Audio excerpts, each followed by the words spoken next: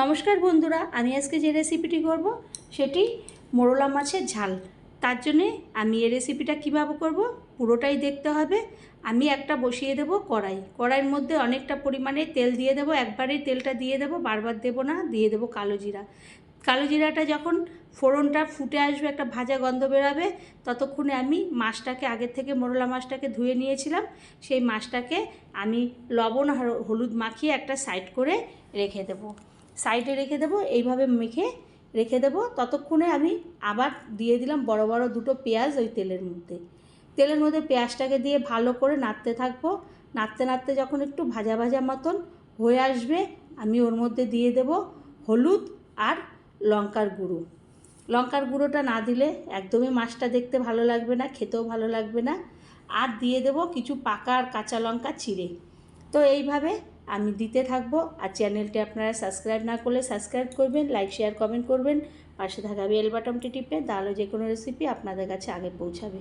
তো এইভাবে আমি দিয়ে তারপরে এইগুলোকে ভালো করে প্রথমে কষিয়ে নেব। কষাতে কষাতে যখন মশলা কাঁচা গন্ধটা দূর হয়ে যাবে আর পেঁয়াজ আলাদা মশলা আলাদা হয়ে যাবে, যখন ভালোভাবে হয়ে যাবে, তখন আমি আলুগুলোকে চচ্চড়ি যেরকম কাটে লম্বা লম্বা করে সেইভাবে, বা আলু ভাজার মতন, আমি ওই আলুগুলোকে এই মশলার সঙ্গে পেঁয়াজের সঙ্গে ভালো করে আমি ভাজা ভাজা করে নেব।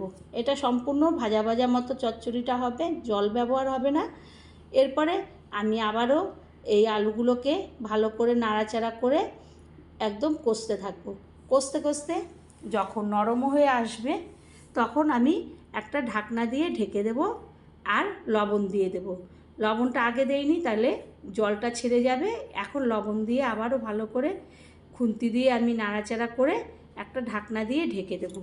আলুটা একটু সিদ্ধ হওয়ার জন্য। আলুটা অল্পতেই সিদ্ধ হয়ে যায়, তবুও এখানে যেহেতু আর কোনো সবজি ব্যবহার হয়নি, সেই কারণে আমি এগুলো সমস্ত আলু এক জায়গায় করে গ্যাসটাকে সিমে দিয়ে আমি ভালো করে একটা ঢাকনা দিয়ে ঢেকে দেব।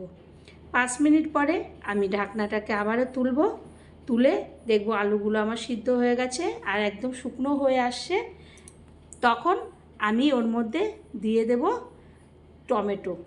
টমেটোটাকে আমি কেটে রেখেছিলাম লম্বা লম্বা করে, সেই টমেটোটা দিয়ে দেব। টমেটোটা না দিলে মাছটার টেস্টটা ঠিকঠাক উঠবে না, এর জন্যে টমেটোটা আমি দিয়ে দিলাম। দিয়ে এরপরে আমি ওর মধ্যে দিয়ে দেব মাছ, যে মোরলা মাছটা দেশি মোরলা রেখেছিলাম, সেই মাছটাকে এবার ঢেলে দেব। ঢেলে দিয়ে আমি টমেটো আলু মশলার সঙ্গে ভালো করে কষতে থাকবো। এটা একদম ভাজা ভাজা শুকনো শুকনো মতো হবে, এখানে জল ব্যবহার তো হবে না। এরভাবে নাড়াচাড়া করে কষতে কষতে আমি আবারও একটু ঢাকনা দিয়ে ঢেকে দেব। যখন সমস্তগুলো একসঙ্গে মিশে যাবে, এক জায়গায় করে আমি ঢাকনা দিয়ে ঢেকে দেব। আবার 5 মিনিট পরে ঢাকনাটাকে আমি তুলে আমি এখানে এখন আবার দেশি ধনেপাতা পাওয়া যাচ্ছে, সেই ধনেপাতাটাকে দিয়ে দেব। সেন্টটাই আলাদা হয় দেশি ধনেপাতার। তো আমি নাড়াচাড়া করে ধনেপাতাটাকে দিয়ে আমি এরপরে একটা প্লেটের মধ্যে এটাকে তুলে নেব। তো বন্ধুরা, আমি এই রেসিপিটা যে কিভাবে করলাম আপনারা একবার হলেও করবেন। আর এটা দিয়েই আপনারা করলে বাড়ির সকলে পুরোটাই ভাত খেয়ে নেবে এই মোরলা মাছ দিয়ে। কারণ আবারও নতুন করে মোরলা পাওয়া যাচ্ছে। ভালো লাগলে আবারও কোনো রেসিপিতে দেখা হবে। ধন্যবাদ।